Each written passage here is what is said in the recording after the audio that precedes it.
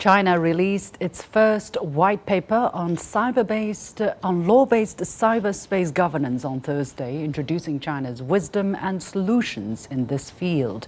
The white paper says China has formed a cyber legislation framework with the constitution as the foundation, supported by laws, administrative regulations, departmental rules, local regulations, and local administrative rules.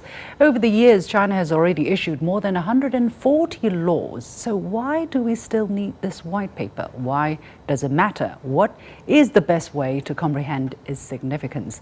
In what areas does China's cyberspace governance still face challenges? Now, the paper also suggests to increase cross-border exchanges and cooperation in the field. What has been done in this regard? To answer all of these questions, I'm pleased to be joined from Beijing by Professor Zeng Yi, Director of the Research Center for AI Ethics and Governance at the Chinese Academy of Sciences. Professor Zeng, thank you very much for joining us. So the white paper is titled China's Law-Based Cyberspace Governance in the New Era. It is the first white paper, as I said, of such kind in the country. Now, China was first officially connected to the World Wide Web in 1994, and since then, again, as I said, more than 140 laws or regulations have been drafted. And in the white paper, it says China is committed to building a multilateral, democratic and transparent global internet governance system together with other countries. So in general, what message does this white paper deliver to the world? I think it is really essential that the document actually release China's vision on cyberspace. I think this is really important, how China sees and perceives cyberspace in general. So I'm very glad to see that actually China, the Chinese government and also the people in here perceive that the development of cyberspace is really, an extension of human civilization. And it's a research result and a platform to extend, the future of human civilization. I think that's really, really essential. But what you talk about the vision for China's cyberspace governance, exactly what it is, because the white paper says, and I quote again, the development and governance of the internet is a goal shared by all countries for the benefit of humanity, and the rule of law proved to be essential to internet governance. So what is the vision of China's cyberspace governance? I think, like I said, the vision is that this is a platform not only for development, but also you have to keep them healthy and stable for the development. So we need a system and architecture that ensure the platform is developing for human good and for everyone. So I think that's essential. So what kind of role has China played, and can China play in terms of cyber governance as a member of the international community? I think the answer could be very simple. That is to share, to contribute, and to complement with each other. So China is definitely a huge country. So for development of the rule of laws, the system overall, actually you need top-down designs that goes for National People's Congress to develop the personal information protection law. Well, for some of the efforts, you have to do it in a bottom-up approach, just like the Shanghai and Shenzhen trying on data regulation and data securities. So you see that both of them are really effective in how to actually combine these different approaches and also different angles, just like what you mentioned, more than 140 documentation. Actually, they cover very different perspectives for cyberspace, like the network infrastructure, and also the data part and how to use it, and also for some vertical domain applications, how to regulate them.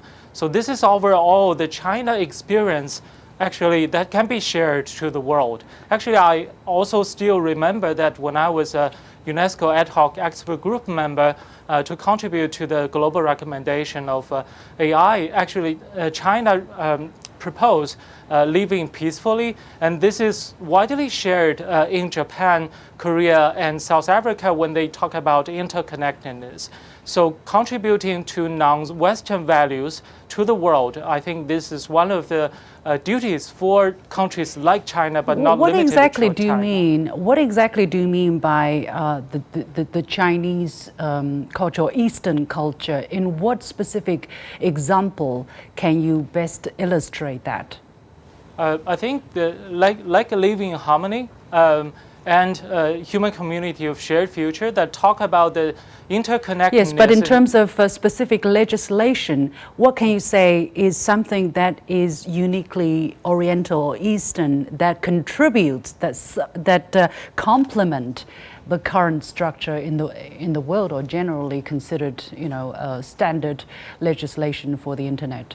I think the overall, so we argue about personals, individuals' rights on the web, but actually the Chinese culture talk about the network, the interconnectedness, that you're in this network, you're in this cyberspace together with other people. So your behavior and how you deal with these issues in cyberspace is a network effect, not only about yourself.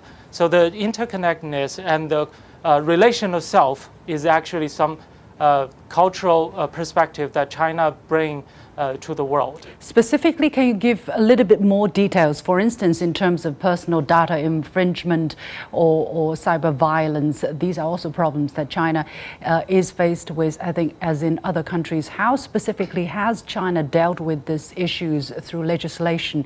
What experience can we share with the world? Yeah. It's truly important, of course, to actually protect the personal data and information in the cyberspace. So this is why recently China, the National People's Congress released the personal information protection law to regulate them. But not only that, actually China, it's like 3 years ago, actually China also released the information protection for children. So I think that's a big step towards the vulnerable groups, which is essential trying. And also the China experience for govern the APPs on the web is really something that need to be mentioned.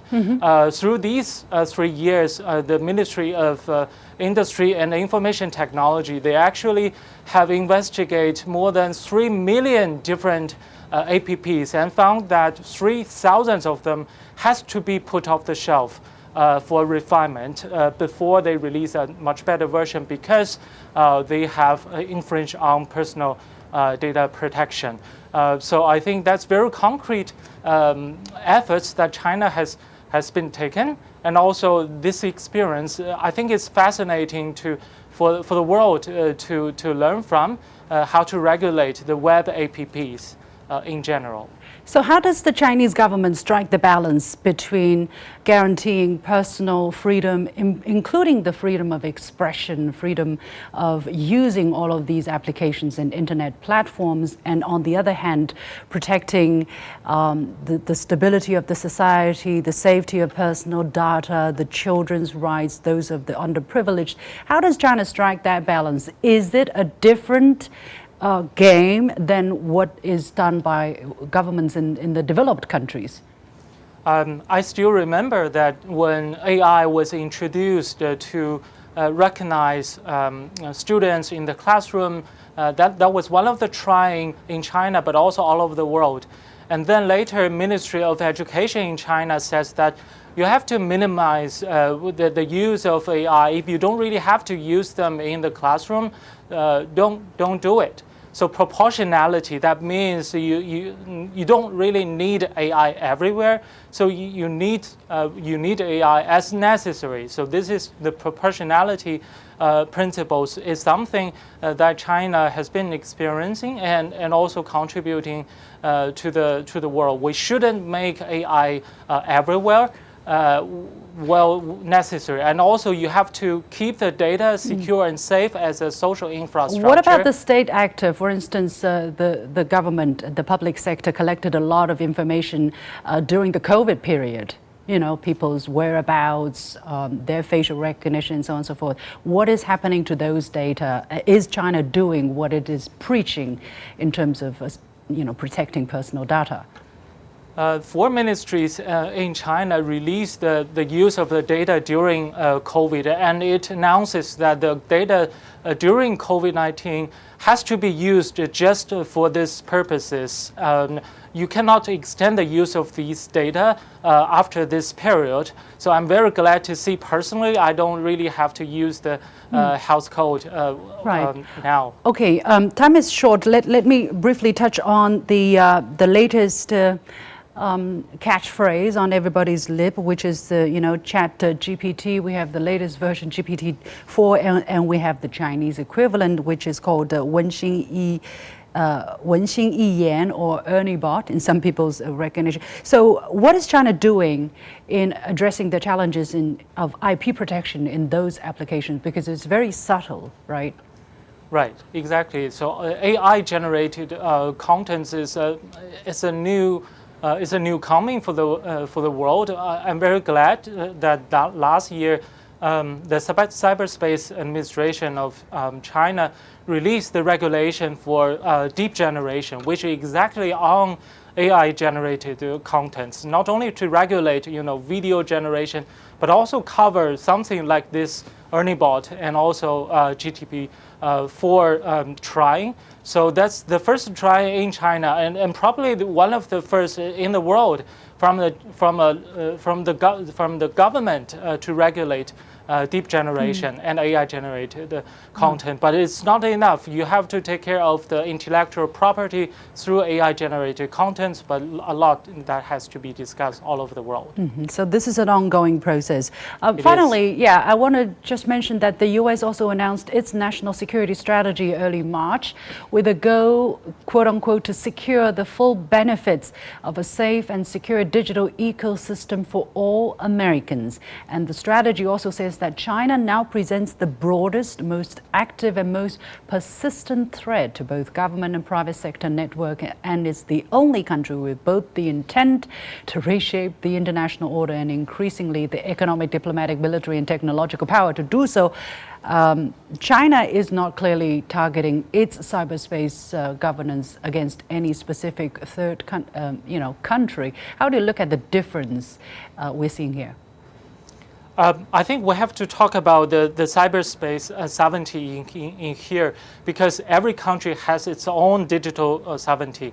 Although China puts heavy eye on this concept, well, actually, it's a world consensus for now. For example, in the regulation of the cyberspace in Germany, in Japan, New Zealand, and also in Netherlands, and even NATO, through their Tallinn Manual 2.0, they talk about the cyberspace sovereignty quite a lot. So that means every country has its own digital sovereignty, and you cannot infringe on others. So I think, like I said at the beginning, that the cyberspace is for everyone. So China's role and vision is to connect with the rest of the world, share our experiences, but not to have supremacies over others' cyberspace. Not just for the Chinese, not just for the benefits of the Chinese. No, it's global. Yeah. Okay. Thank you very much, Professor Zeng Yi, Director of the Research Center for AI Ethics and Governance at the Chinese Academy of Sciences.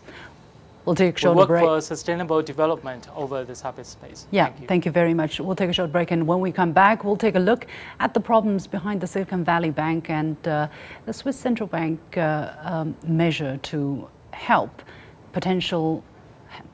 stem the problems of potential bank collapse in Europe. Stay with us. Making sense of the overwhelming wave of information means cutting through the noise to shine a light on the heart of the story and making room for new perspectives. True understanding means the ability to see events from more than one side. I'm Liu Xin, and this is The Point. On Thursday, U.S. Treasury Secretary Janet Yellen said that the federal government is committed to protecting U.S. bank deposits following the failure of Silicon Valley Bank and Signature Bank. On the same day, the Swiss banking giant Credit Suisse said it would borrow up to $54 billion from the Swiss central bank to shore up liquidity. So what are the underlying structural causes of the bank failures? Did regulators not look? I was pleased to be joined from Darwin, Australia by Darryl Guppy, financial market analyst, and from Beijing by Michael Powers, the Zurich Insurance Group chair professor at Tsinghua University's School of Economics and Management. I started by asking them about their reactions to the jitters over the stability of Credit Suisse.